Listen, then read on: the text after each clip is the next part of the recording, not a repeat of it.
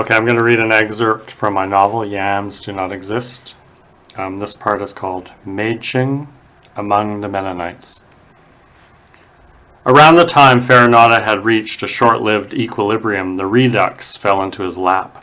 "Huzzah!" screamed a young lady in Stonewall before falling silent again. Huzzah, indeed.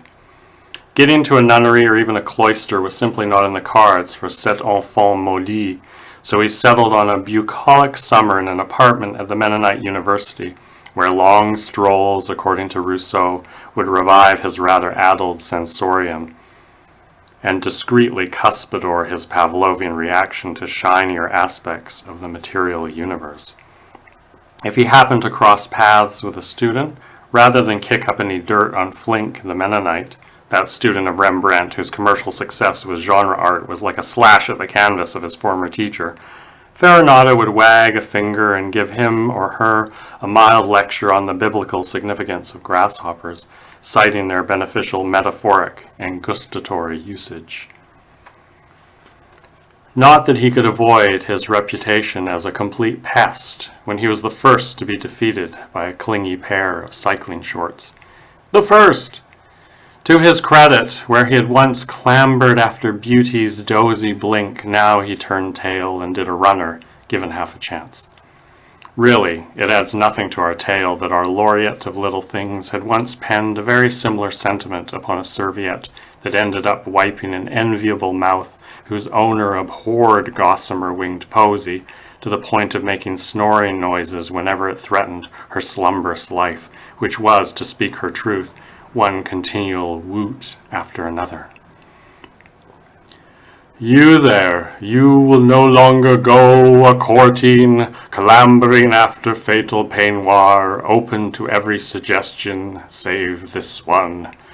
Allow me by this eventide but one aureola.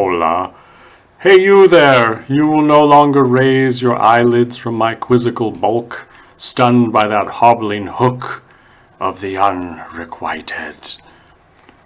Farinata was cocking his head and keeping excellent time with the tooth-legged music of a male Chloe altus when the first flutter caught his attention. The Chloe altus is a type of grasshopper, marshmallow, I believe, that's more familiar to Winnipeg than to Saskatchewan. More common, anyway. Not to say he felt so much as saw butterflies. To go from the modest cabbage white to this incredible painter's box of hind wings was an unexpected boon. He did not even see the rays behind in breathable synthetics, she was standing on the petals, that belonged to a young woman about to become his own endorphin fanner. On your left, she cried.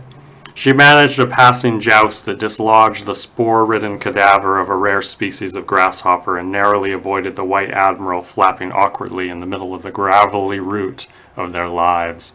Flap, flap it went, like a wounded bird, but even this was a perfectly sensible demonstration of affection.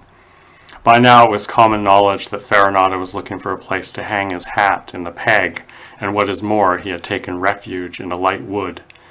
If you were still a bit wet behind the ears, he might be just the fellow to towel you off. Worse luck for the Mädchen, Maddie to her bestest besties, still relatively fresh from the fatherland with more than a few oats to sow. Sad, we say, that such a cunning linguist in the offing should not be in the slightest acquainted with the life-affirming texture belonging to the variegated tongue of Farinata, which held its own when put under a microscope.